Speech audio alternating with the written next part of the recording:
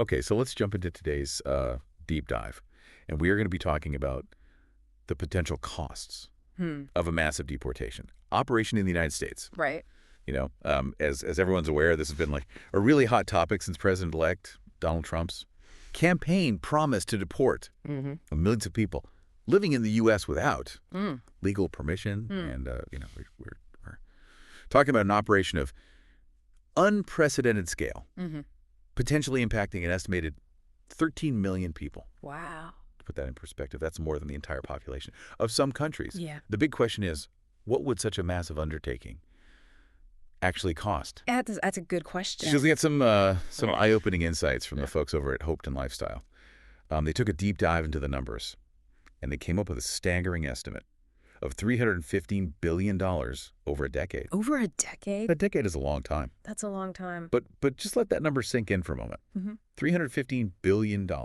Yeah. It's a figure that really puts things into perspective, isn't it? To Yeah. give you comparison. That's more than the entire annual budget of most federal agencies. Oh, wow. We're talking about the Department of Education, the Department of Energy, even NASA. It makes you wonder, what would the opportunity cost be? What could we achieve if those funds were directed elsewhere?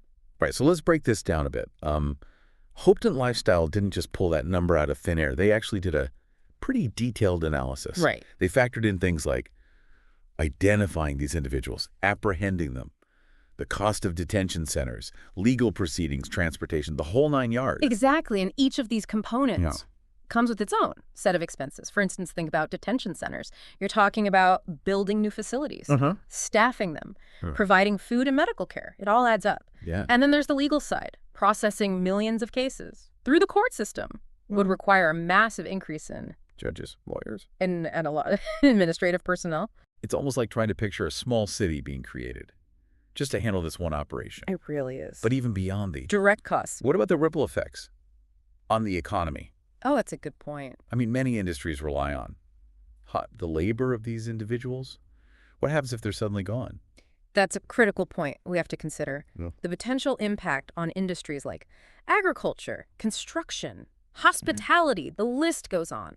Removing such a significant portion of the workforce could have far-reaching consequences, potentially leading to labor shortages, increased prices, and even economic downturn. And then there's the human cost, the potential for families being torn apart, communities being disrupted. It's hard to even fathom the emotional toll. Absolutely. These aren't just numbers. Yeah. On a spreadsheet, we're talking about real people's lives and the potential for lasting trauma. And social upheaval is immense. It raises questions about our values as a society. Is this really the path we want to take? It certainly makes you stop and think. We've explored the potential financial burden, a staggering $315 billion. And we've touched on the potential economic and social ramifications. Yeah. But as you continue to process this information, I think the most crucial question to ponder is this. What are the alternatives? Are there more humane and commotion? Cost-effective ways to address this complex issue.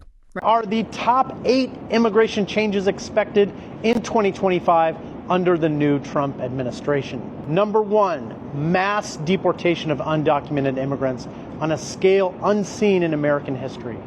2, new immigration laws to make it harder for immigrants and their families and to ease the speed of deportation.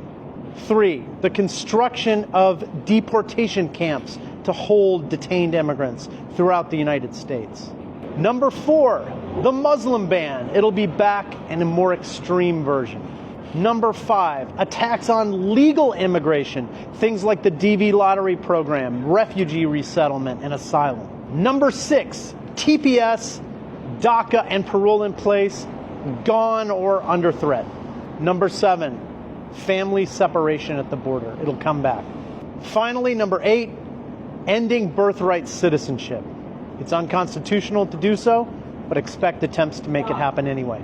So are we as immigration lawyers going to allow this to happen? No, we're not. We're going to fight like hell. How can you protect yourself from all these horrible changes? Follow me to learn how.